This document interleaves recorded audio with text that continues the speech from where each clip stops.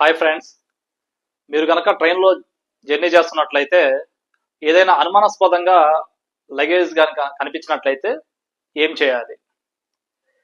ఈ మధ్య కాలంలో అనుమానాస్పదంగా ఏదో ఒక లగేజ్ అనేది ఎక్కడో సీట్ కింద పెట్టేస్తూ అది ఎవరిదో కూడా అర్థం కాకుండా వారికి అవసరమైన సందర్భంలో ఎవడో ఒకడు వచ్చి ఆ బ్యాగ్ తీసుకొని వెళ్తా ఉన్నాడు. సో మరి ఇలాంటి సందర్భాల్లో మనం ఏం చేయాలి? ఏం లేదండి, మీరు ఎప్పుడైతే ఒక రైల్వే స్టేషన్లో మీరు ట్రైన్ ఎక్కుతారో మీరు రిజర్వ్ చేసుకున్న సీట్ అయితే ఒకలాగా ఉంటుంది. రిజర్వ్ చేసుకోకుండా జనరల్ బోగీలోనో లేదు టీసీ గారిని అడిగి ఏదో ఒక సీటు మీరు బుక్ చేసుకున్నట్లయితే అలాంటి సందర్భంలో ఏం చేయాలి?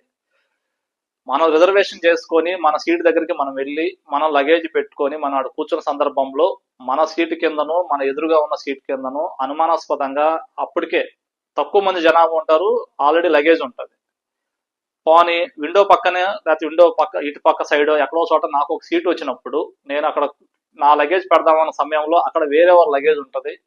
మరి అటువంటి సందర్భంలో మనం అది ఎవరిదని అడగకుండా సరేలే ఎవరో పెట్టుకున్నారు కదా అని చెప్పి పక్కన ఖాళీ ఉందని మన బ్యాగ్ అక్కడ పెట్టేసి మనం అక్కడ కూర్చున్నాం అనుకోండి, ఈ క్రమంలో ఏదన్నా పోలీస్కి ఫోన్ వచ్చి ఫలానా బోగీలో అక్రమంగా గంజాయి చాక్లెట్స్ లేదు ఇంకే వేరే ఏదైనా లగేజ్ ఉందని చెప్పేసి పోలీస్కి ఫోన్ వచ్చినట్లయితే మరి అటువంటి సందర్భాల్లో వచ్చి చెక్ చేస్తే కరెక్ట్గా మీ సీటు కిందనే ఒక గంజాయి సంచి ఉంటుంది అనమాట. మరి అలాంటి సందర్భాల్లో మరి మీరు బుక్ అయిపోతూ ఉంటారు. మరి ఇటువంటి వాటి నుంచి మనం ఎలాగా బయటపడాలి, ఏ విధమైన జాగ్రత్తలు తీసుకోవాలి అంటే, మనం ఎప్పుడైతే ట్రైన్ ఎక్కుతామో ట్రైన్ ఎక్కంగానే మన సీట్ కింద ఉన్న లగేజ్ ఎవరెవరి ఉన్నవి, ఈ లగేజ్ ఎవరిదండి అని జస్ట్ ఒక క్వశ్చన్ కనుక అడిగినట్లయితే మన ముందున్న వాళ్ళు మనతో పాటు మన పక్కన కూర్చున్న వాళ్ళు ఇది మాదేనండి బ్యాగ్ అంటే మనకి ఇబ్బంది లేదు. అట్లీస్ట్ మనం పోలీసు వచ్చినప్పుడు ఇదిగోండి ఇందాక అడిగినప్పుడు వెళ్దని చెప్పారు బ్యాగ్ అని చెప్పడానికైనా ఉంటుంది. అదే మనం అడగకుండా కామ్గా మన లగేజ్ మన కింద సీట్ కింద ఆల్రెడీ ఎవరో ఒక బ్యాగ్ పెట్టేశారు పక్కన ఖాళీ ఉందని మనం తీసుకెళ్లి పక్కన పెట్టుకుంటే ఇది ఎవరిదైనా అడగకుండా కామ్గా కూర్చుంటే అదే కనుక అనుమానాస్పదంగా ఉంటే మనం రిస్క్ ఫేస్ చేయాల్సిన పరిస్థితి వస్తుంది. కాబట్టి మనం ట్రైన్ ఎక్కంగానే తప్పనిసరిగా ముందు ఒకసారి దాని కింద ఉన్న లగేజ్ ఎవరిది అనేది ఒక్కసారి కన్ఫర్మ్ చేసుకుంటే ఇబ్బంది ఉండదు. ఇటువంటి అన్ని కూడా మాక్సిమము స్లీపర్ క్లాసు అలానే జనరల్ బోగీలో ఎక్కువగా జరుగుతూ ఉంటాయి. ఎందుకంటే ఎక్కువ మంది దీంట్లో ట్రావెల్ చేస్తూ ఉంటారు. ఏ బ్యాగ్ ఎవరిది అనేది కూడా సరిగా ఎవరు ఆన్సర్ చేయరు. కాబట్టి ఈ మధ్య కాలంలో ట్రైన్స్ లో ఎక్కువగా గంజాయి సప్లై జరుగుతూ ఉందన్నమాట. ఒకడు స్టార్టింగ్ లో ఎక్కడో ఫర్ ఎగ్జాంపుల్ మన ఏపీ చూసుకున్నట్లయితే గతంలో ఎక్కువగా వైజాగ్ ఏరియాలోనే ఎక్కువగా గంజాయి పండే అవకాశం ఉంది. కాబట్టి ఏజెన్సీ ఏరియాలో ఆ రైల్వే స్టేషన్ లో అక్కడి నుంచి వచ్చే ట్రైన్స్ ఏవైతే ఉంటాయో ఆ ట్రైన్ లో ఎక్కడో చోట ఒక బ్యాగ్ ఒకడు ఏదో సీట్ కింద పెట్టేసి వెళ్ళిపోతాడు. వాడు ఎవరికైతే అది చేరాలో వాళ్ళకి ఆల్రెడీ చెప్పేస్తాడు పలానా బోగి నెంబర్ లో పలానా సీట్ నెంబర్ కింద ఉందని చెప్పేస్తాడు.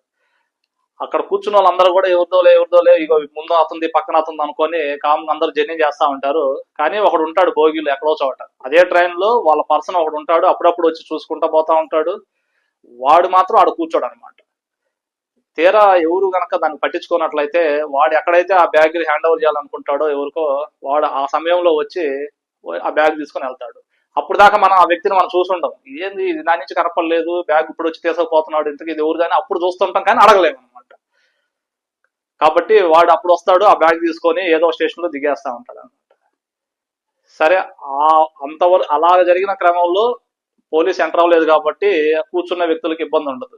అదే గనక మధ్యలో ఇన్ఫర్మేషన్ వచ్చి పోలీసులు వచ్చి చెక్ చేసిన సమయంలో ఆ యొక్క గంజాయి బ్యాగ్ గనక దొరికినట్లయితే ఆ సీటు పైన కూర్చున్న మీ పరిస్థితి ఏంటి?